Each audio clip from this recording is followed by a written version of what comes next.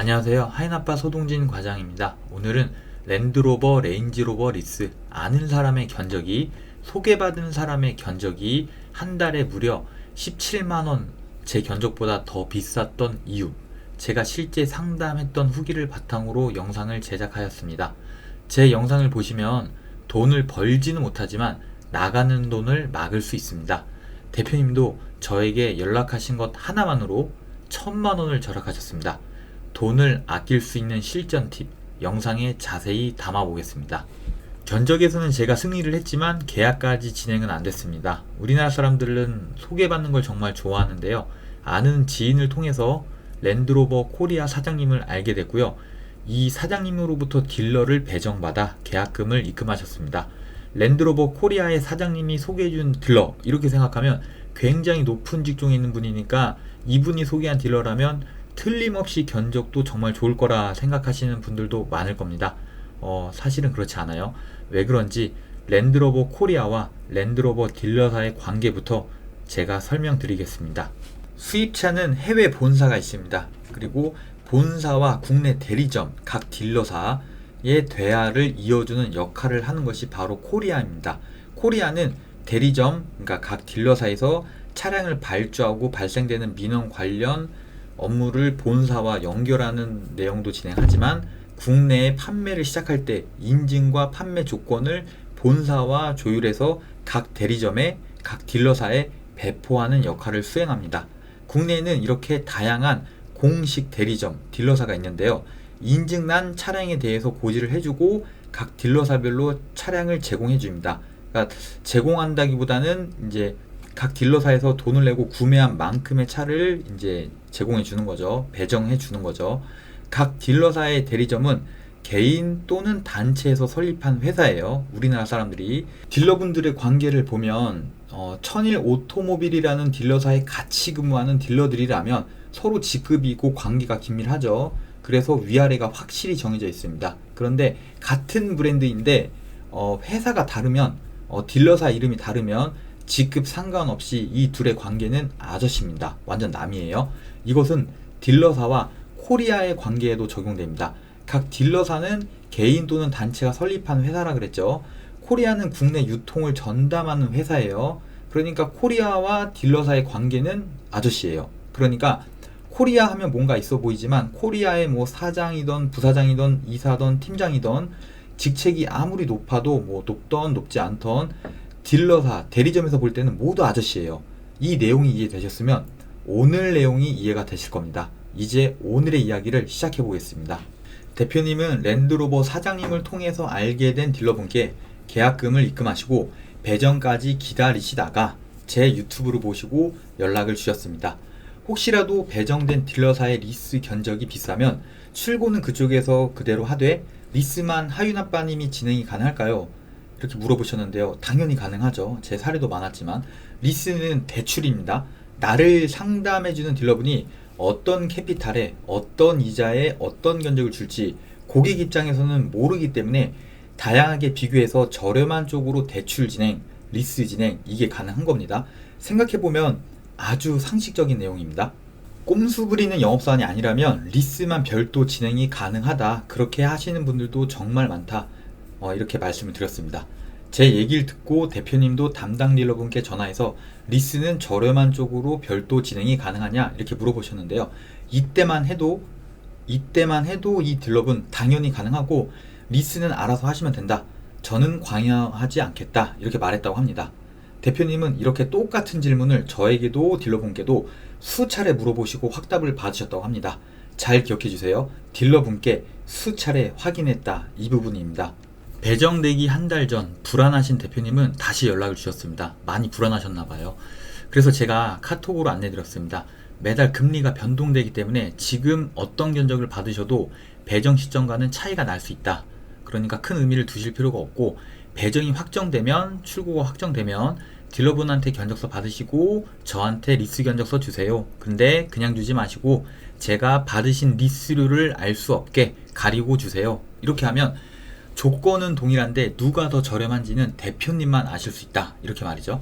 출고가 확정되기 전에 견적을 이겨봤자 어차피 출고가 안 되니까 실행도 못해서 아무 의미가 없고, 막상 출고할 때 말을 바꾸는 딜러분들 정말 많아서 뭐 제대로 하시는 분들도 있지만 말을 바꾸는 딜러들이 요즘엔 더 많아요. 그래서 배정 시점이 아니면 사실 대표님이 걱정하시고 어떤 차후 대책을 세워봤자 아무런 의미가 없다, 이렇게 말씀드렸습니다. 근데 안타깝게도 이 딜러분 역시 말을 바꿨습니다. 리스 영업사원들은 견적서의 리스료를 알면 이 견적서를 작성한 사람이 얼마의 수익을 넣었는지 알 수 있기 때문에, 예를 들면 이 견적은 수수료 5% 6% 들어갔으니까 나는 2, 3 정도만 넣어서 줘야지, 그럼 고객 입장에서는 저렴하네, 이렇게 할 수 있습니다. 그래서 하윤아빠는 이기던 지던 제 소신껏 이기기 위해서 리스료를 꼭 가리고 주세요 라고 요청합니다.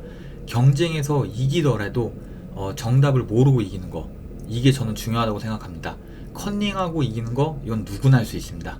자동차, 대출, 자동차, 리스는 고객이 이자를 비교해서 저렴한 쪽으로 진행이 당연한 내용이다, 당연한 결말이다, 이렇게 생각하고 저는 일을 합니다. 랜드로버 코리아 사장님의 소개로 배정받은 딜러, 그리고 하윤아빠의 견적, 선택은 돈을 쓰시는 대표님이 하시면 됩니다. 이게 제가 생각하는 정의입니다.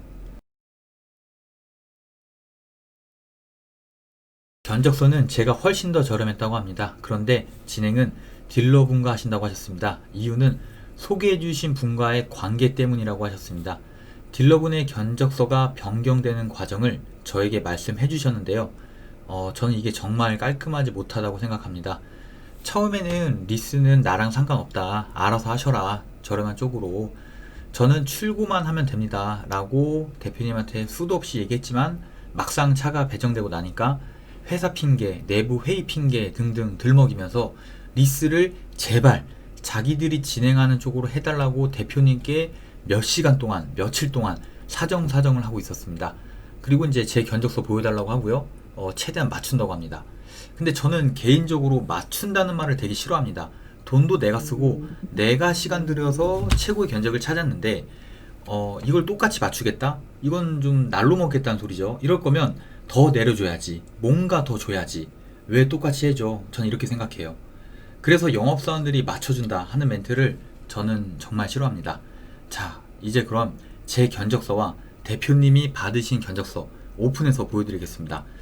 참고로 주신 견적서는 이미 승부가 난 후에 제가 받은 거예요.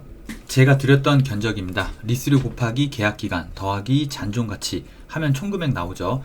제 견적서의 합계 금액은 2억 7,493만 1,000원입니다. 똑같은 계산식으로 딜러분의 견적서도 볼게요.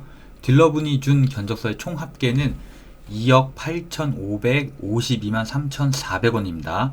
자, 이제 결론 내릴게요. 한 달 리스료는 제가 17만 6,540원 저렴했습니다. 60개월로 보면 1,059만 2,400원 저렴했습니다. 보통 소개에서 소개로 가면 믿으니까 관계를 생각해서 더 잘해줘야지, 더 잘해주겠지 생각하는 게 일반적이지만, 자동차 이 딜러분의 생각은 달랐습니다. 기회라고 생각한 것 같습니다. 그게 숫자로 보여집니다.